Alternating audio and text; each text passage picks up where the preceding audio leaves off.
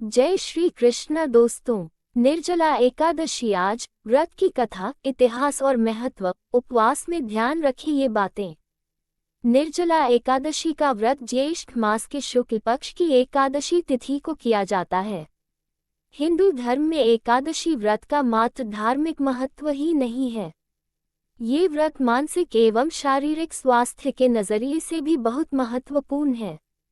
एकादशी का व्रत भगवान विष्णु की आराधना को समर्पित होता है।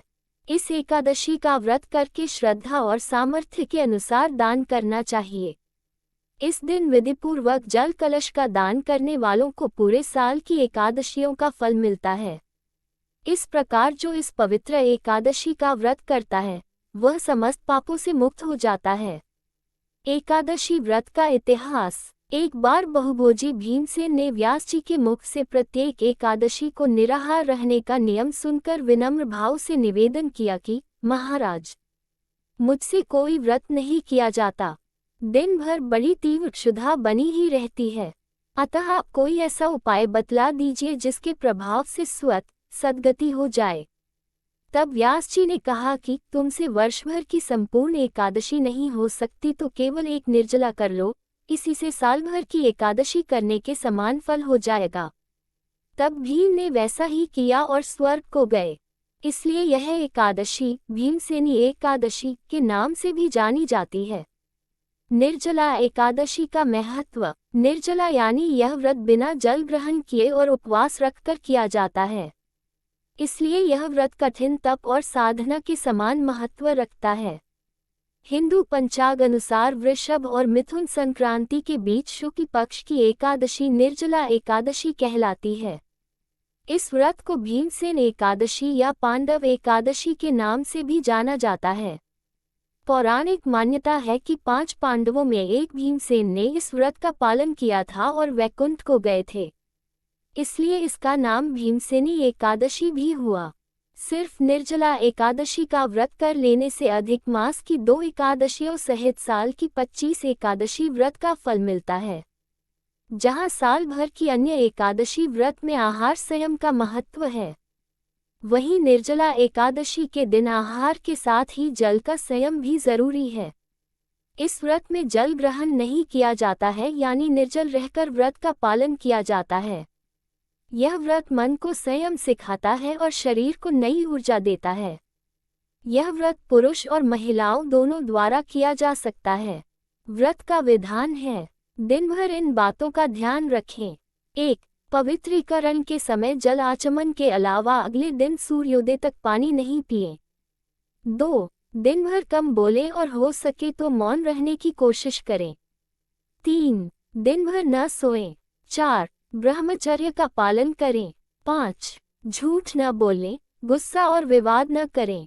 व्रत कथा। जब वेद व्यास ने पांडवों को चारों पुरुषार्थ धर्म, अर्थ, काम और मोक्ष देने वाले एकादशी व्रत का संकल्प कराया था, तब युधिष्ठिर ने कहा, जनार्दन, ज्येष्ठ मास के शुक्ल पक्ष में जो एकादशी पड़ती हो, कृपया उसका वर्णन कीजिए।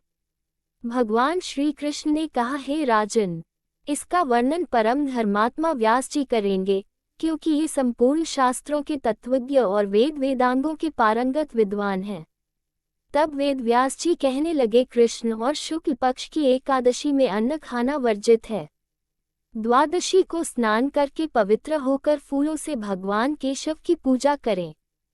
फिर पहले ब्राह्मणों को भोजन देकर अंत में स्वयं भोजन करें। ये सुनकर भीमसेन बोले, परम बुद्धिमान पितामह, मेरी उत्तम बात सुनिए। राजा युधिष्ठिर, माता कुंती, द्रौपदी, अर्जुन, नकुल और सहदेव ये एकादशी को कभी भोजन नहीं करते तथा मुझसे भी हमेशा यही कहते हैं कि भीमसेन एकादशी को तुम भी न खाया करो, परंतु मैं उन लोगों से यही कहता हूँ कि मुझसे भूख नहीं सही जाएगी।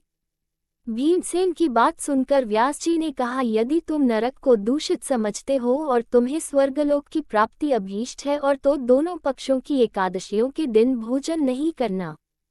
भीमसेन बोले, महाबुद्धिमान पितामह, मैं आपके सामने सच कहता हूँ, मुझसे एक बार भोजन करके भी व्रत नहीं किया जा सकता, तो फिर उपवास करके मैं कैसे रह सकता हूँ।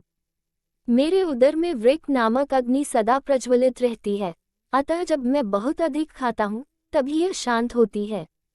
इसलिए महामुनि, मैं पूरे वर्ष भर में केवल एक ही उपवास कर सकता हूँ, जिससे स्वर्ग की प्राप्ति सुलभ हो तथा जिसके करने से मैं कल्याण का भागी हो सकूं। ऐसा कोई एक व्रत निश्चय करके बताइए, मैं उसका यथोचित रूप से पालन करूंगा। व्यास जी ने कहा, भीम, ज्येष्ठ मास में सूर्य वृष राशि पर हो या मिथुन राशि पर शुक्ल पक्ष में जो एकादशी हो, उसका यत्नपूर्वक निर्जल व्रत करो। केवल कुल्ला या आचमन करने के लिए मुख में जल डाल सकते हो, उसको छोड़कर किसी प्रकार का जल विद्वान पुरुष मुख में न डालें, अन्यथा व्रत भंग हो जाता है। एकादशी को सूर्योदय से लेकर दूसरे दिन के सूर्योदय तक मनुष्य जल का त्याग करे तो यह व्रत पूर्ण होता है। इसके बाद द्वादशी को प्रभात काल में स्नान करके ब्राह्मणों को विधिपूर्वक जल और सुवर्ण का दान करे। इस प्रकार सब कार्य पूरा करके जितेंद्रिय पुरुष ब्राह्मणों के साथ भोजन करें। वर्ष भर में जितनी एकादशियां होती हैं, उन सब का फल इस निर्जला एकादशी से मनुष्य प्राप्त कर लेता है, इसमें तनिक भी संदेह नहीं है।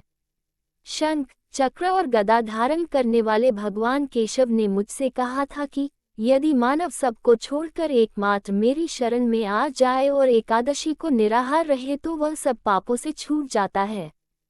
कुंती नंदन, निर्जला एकादशी के दिन श्रद्धालु स्त्री पुरुषों के लिए जो विशेष दान और कर्तव्य विहित हैं, उन्हें सुनो। उस दिन जल में शयन करने वाले भगवान विष्णु का पूजन और जलमयी धेनु यानी पानी में खड़ी गाय का दान करना चाहिए। सामान्य गाय या घी से बनी गाय का दान भी किया जा सकता है। इस दिन दक्षिणा और कई तरह की मिठाइयों से ब्राह्मणों को संतुष्ट करना चाहिए।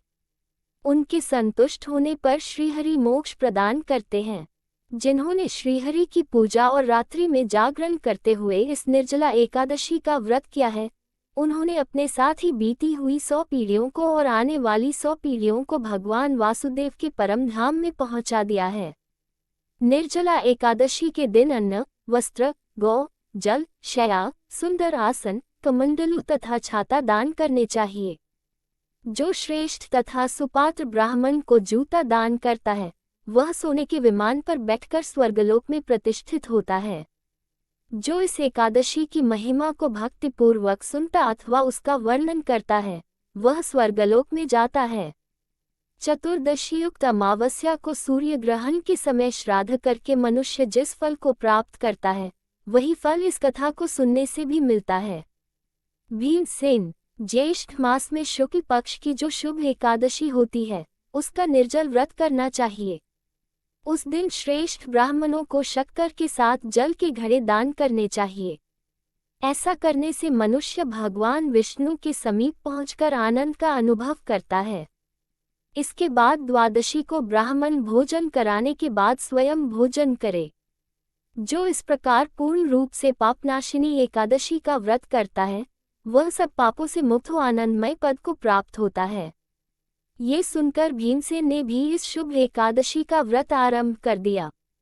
अगर आपको यह वीडियो अच्छी लगी हो तो इसे लाइक करें और अपने दोस्तों के साथ ज़्यादा से ज़्यादा शेयर करें और ऐसी ही रोचक कथाओं, व्रत कथाओं, पौराणिक कथाओं, धार्मिक कथाओं तथा आध्यात्मिक कथाओं के लिए मेरे चैनल वासुदेव की पाठशाला को सब्सक्राइब करना न भूलें और कमेंट में जय श्री कृष्णा जरूर लिखें। धन्यवाद।